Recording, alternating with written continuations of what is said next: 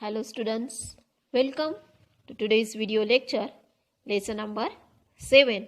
Today we are going to see the point of oxygen cycle, that is the part of biogeochemical cycle. So what we are going to learn today? Oxygen cycle, which is a part of a biogeochemical cycle.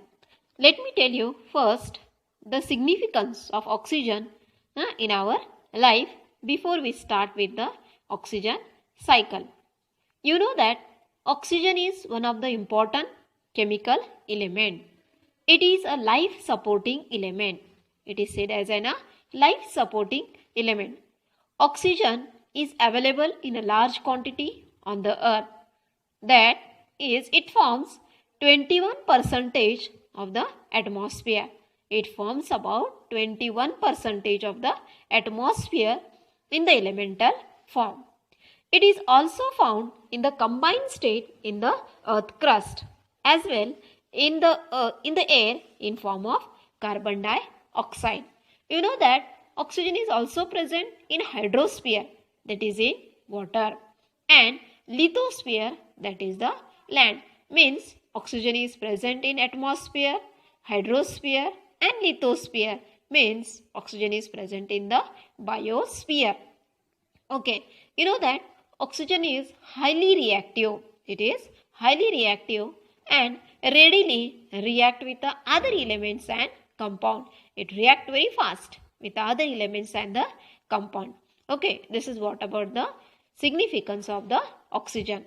Now let me explain you about the oxygen cycle. Now, this oxygen cycle is nothing but the flow of oxygen which takes place between biotic and abiotic component of the biosphere is nothing but it is called as an oxygen cycle. Now, during this circulation, the cycle includes biotic as well as an abiotic component. Biotic as well as an abiotic component. Now, oxygen is continuously produced in the atmosphere, and this oxygen which is there in the atmosphere is also used continuously. Okay, now let us see how this oxygen is produced and it is used. Let me tell you that first point about the respiration. Respiration in the animals, how does it takes place? Now, during the process of respiration in the animals, the oxygen which is available in the atmosphere is used. Okay, and then it is carried to the lungs. So oxygen present in the atmosphere is used for breathing.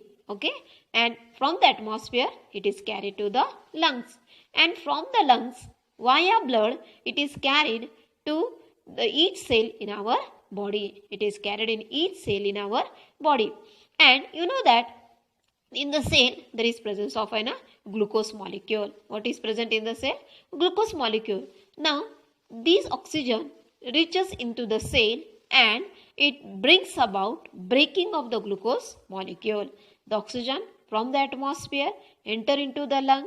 From the lung via blood it enters into the cell, and once it enters into the cell, that oxygen in the cell break down the glucose molecule and produce what? Water, carbon dioxide, and energy in form of ATP molecule. Okay, so oxygen is useful for what purpose? For producing the energy. Energy is produced in what form? In form of an ATP. And now this energy which is produced is utilized for growth and development of the living organism, and carbon dioxide which is produced during respiration is released out. Since carbon dioxide is not useful for us, so it is released out into the atmosphere. Water which is produced, it is utilized for our body. Okay, now carbon dioxide is released out during the process of respiration, and oxygen is utilized during the process of respiration in the animals. Okay, now the carbon dioxide which is released into the atmosphere is utilized by the plant. Through the leaves of the plant, carbon dioxide from the atmosphere is used, and water from the soil is used by the plant for the process of photosynthesis. Okay, next point we are dealing what is that? Photosynthesis. It is carried in the plant. So plant use the raw material, that is carbon dioxide from the atmosphere and water from the soil in presence of sunlight and chlorophyll pigment. During this process, they produce glucose and oxygen is released out into the atmosphere. So, we come to a conclusion that during photosynthesis, carbon dioxide and water is used, means it comes in the reacting side, and in presence of sunlight and chlorophyll pigment, the product obtained, that is the glucose and oxygen, is released out into the atmosphere. So, we understood that oxygen from the atmosphere is used for the process of respiration, and oxygen in the atmosphere is made available by the plants through the process of photosynthesis.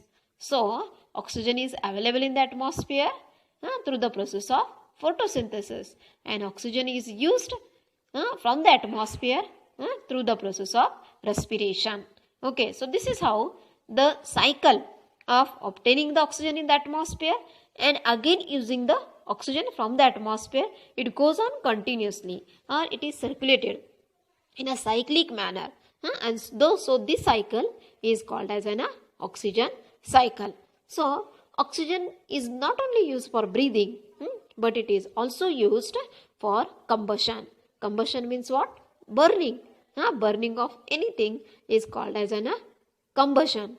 We can say burning of fossil fuels or burning of coal is nothing but it is called as an combustion. So for burning, what is used? Oxygen. Oxygen is necessary for burning, or oxygen is necessary for the combustion. That is the second use of oxygen from the atmosphere. Besides, oxygen is used for decomposition. Decomposition means, that is, dead organic substance are broken into a simple organic substance and inorganic. Okay. Besides, oxygen is also used for corrosion and rusting.